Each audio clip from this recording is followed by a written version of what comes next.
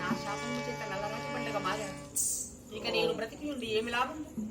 నా భక్తాలు రూపమున వచ్చి నా శీలాన్ని తెరిచాడు ఆ నారాయణమూర్తి. ఇక నేను బ్రతకను. ఆ యొక్క కాష్టంగులో పడి కాలి కూలిపోతున్న నా భక్తాలతో సహా నేను కూడా చనిపోతాను. ఎంత కార్యము జరిగేమో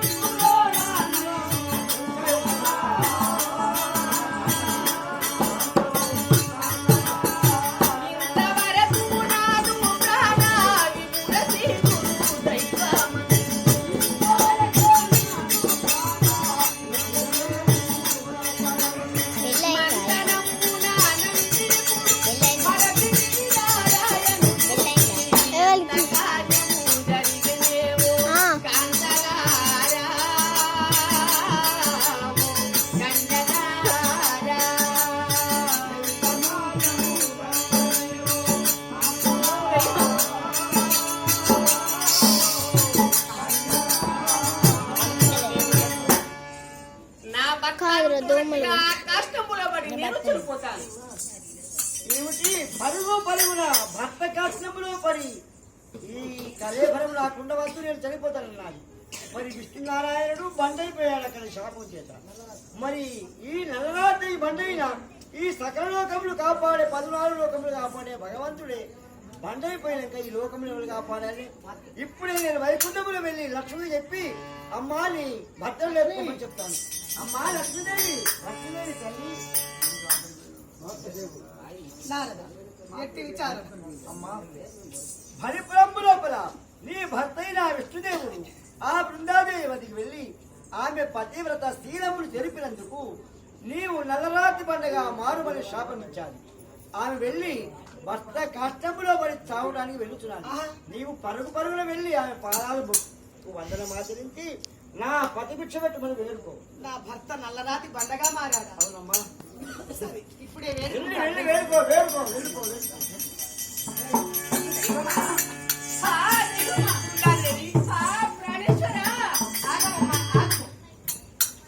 మీకు ఇది నా శతకోటి నమస్కారములు తల్లి. అమ్మా శ్రీలక్ష్మి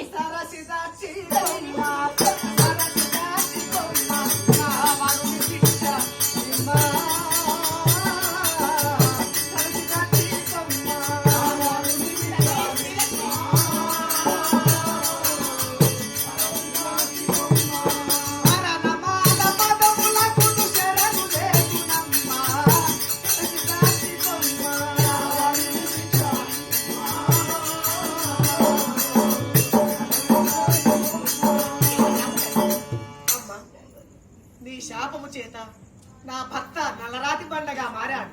అవునం, ఆ యొక్క విష్ణువు లేనిది వైకుంఠము చీకటి.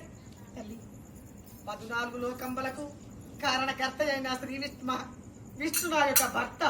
అవును, కాబట్టి నాకు పతిభిక్ష ప్రసాదించు తల్లి. అమ్మా శ్రీలక్ష్మి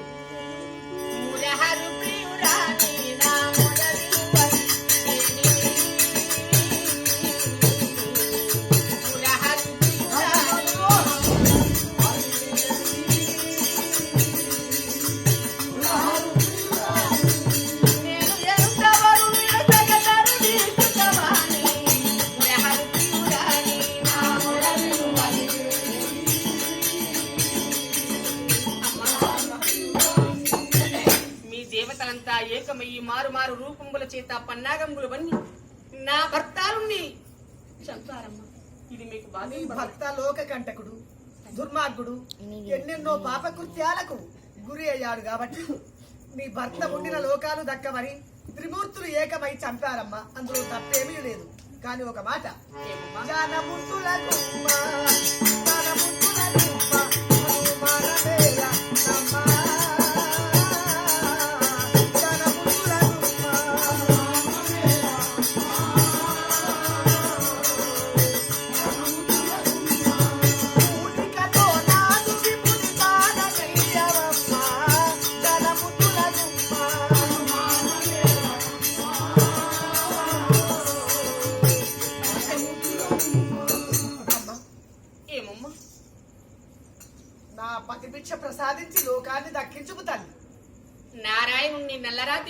నా శాపంపు చేత మారాడు కాబట్టి నీ భర్త నీకు కావాలి.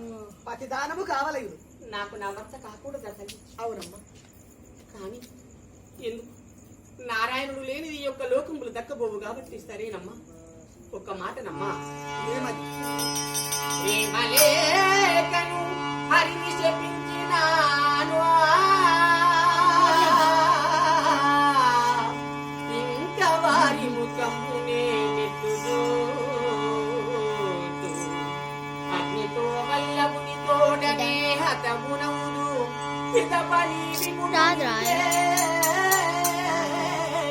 కొంచెం దగ్గర ఇంత చాలు కదా, దీనికన్నా కొద్దిగా 11 చాలదా? 11 సరిపోదా? అమ్మా, ప్రేమ లేకుండా నీ యొక్క భర్తను శపించాను. అతని ముఖము నేను చూడదలంచుకోలేదు తల్లి. నా భర్త రూపమున వచ్చి నా శీలాన్ని తెరిచిండు, అందుకు నేను నీ భర్త ముఖము చూడలేదు.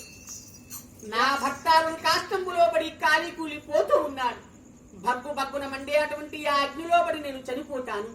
చనిపోయినాక ఒక తులసి మొక్కని మొలుస్తాను. ఆ తులసి దళంబులు తీసుకుని ఒక మాల తులసి మాల అల్లి బండగా మారి ఉన్నటువంటి నీ యొక్క భర్తాలను మెడలోపల వేసిన మళ్ళీ నీ నారాయణమూర్తి నీకు లేచునమ్మా. చిత్తము. సరే సరేనమ్మా, ఇక వెళ్తాను. వెళ్ళిరా తల్లి. పతివ్రత బ్రతుకే